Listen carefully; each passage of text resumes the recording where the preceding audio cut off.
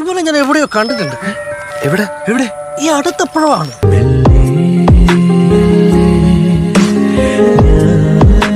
Call me Shazam. Yes, guys. ഇത് അവൻ തന്നെയല്ലേ?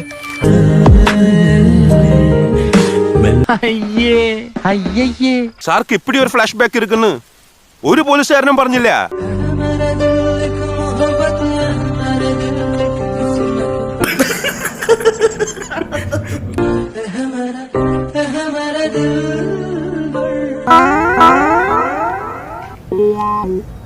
നന്നായിട്ടുണ്ട്.